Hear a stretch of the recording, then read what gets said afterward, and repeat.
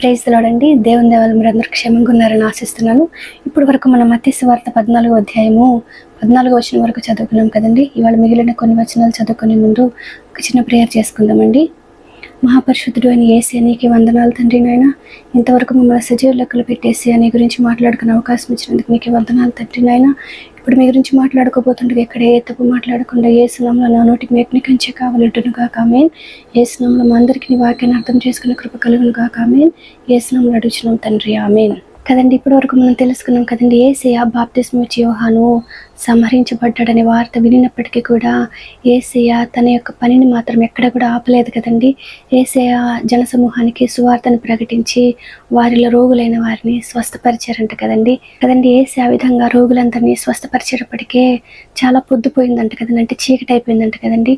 అప్పుడు యేసు యొక్క శిష్యులు వచ్చి యేసయ్యకి ఈ విధంగా చెప్తున్నారు కదండి, యేసయ్య ఇది అరణ్య ప్రదేశం కదా, ఇప్పుడు చీకటి పడిపోతుంది, వాళ్ళందరికీ ఆహారానికి ఎంతో ప్రాబ్లం అవుతుంది, కాబట్టి మీరు వాళ్ళందరికీ ఇక్కడ నుంచి వెళ్ళిపోమని చెప్పండి యేసయ్య. వాళ్ళ దగ్గరలో ఉన్న గ్రామాలకు వెళ్ళి తమ కోసం ఆహారాన్ని సమకూర్చుకుంటారనేసి యేసయ్య యొక్క శిష్యులు యేసయ్యకి సలహా ఇచ్చారు కదండి. అయితే యేసయ్య తన శిష్యులతో ఏమంటున్నారో మనం చూద్దామండి. మత్తయి సువార్త 14వ అధ్యాయము 16వ వచనము. యేసు వారు వెళ్ళనక్కరలేదు, మీరే వారికి భోజనము పెట్టుడని వారితో చెప్పగా, వారు ఇక్కడ మన యొద్ద 5 రొట్టెలను 2 చేపలను తప్ప మరేమీ లేదని ఆయనతో చెప్పిరి. అందుకాయన వాటిని నా యొద్దకు తెండని చెప్పి పచ్చిక మీద కూర్చుండుడని జనులకు ఆజ్ఞాపించి ఆ 5 రొట్టెలను 2 చేపలను పట్టుకొని ఆకాశం వైపు కన్నులెత్తి ఆశీర్వదించి ఆ రొట్టెలు విరిచి శిష్యులకు ఇచ్చెను. శిష్యులు జనులకు వడ్డించిరి. వారందరూ తిని తృప్తి పొందిన తరువాత మిగిలిన ముక్కలు 12 గంపల నిండా ఎత్తిరి. స్త్రీలను పిల్లలను కాక తినిన వారు ఇంచుమించు 5,000 మంది పురుషులు.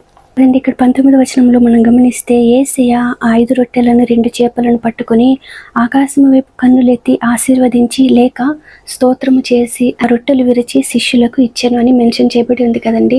ఇక్కడ మనం గమనిస్తే యేసయ్య తన శిష్యులకి నేర్పిస్తున్నారు కదండి, మీ దగ్గర ఉన్నది కొంచెమైనప్పటికీ కూడా మీరు దేవునికి గనక స్తోత్రం చెల్లిస్తే దేవుడు మీ దగ్గర ఉన్నదాన్ని ఆశీర్వదిస్తారనేసి యేసయ్య తన శిష్యులకి నేర్పించారు కదండి. మనం కూడా ఏం చేయాలండి, మనకున్న కొంచాన్ని బట్టి మనము దేవునికి స్తోత్రం చేయాలంట కదండి.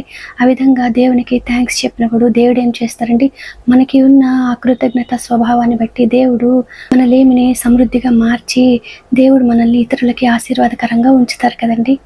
ఆ విధంగా అన్ని సమయాల్లో దేవుని పట్ల కృతజ్ఞత కలిగి జీవించే కృప యేసు నామములో మనందరికీ కలుగును గాక ఆమేన్. యేసు నామములో మనందరికీ సమాధానం కలుగును గాక ఆమేన్. ఇప్పటి వరకు చదువుకున్నాము మత్తయి సువార్త 14వ అధ్యాయము 15వ వచనం నుంచి 21వ వచనం వరకు వాక్యాన్ని అర్థం చేసుకునే కృప యేసు నామములో మనందరికీ కలుగును గాక ఆమేన్. యేసు నామములో మనందరికీ సమాధానం కలుగును గాక ఆమేన్. Praise the lord.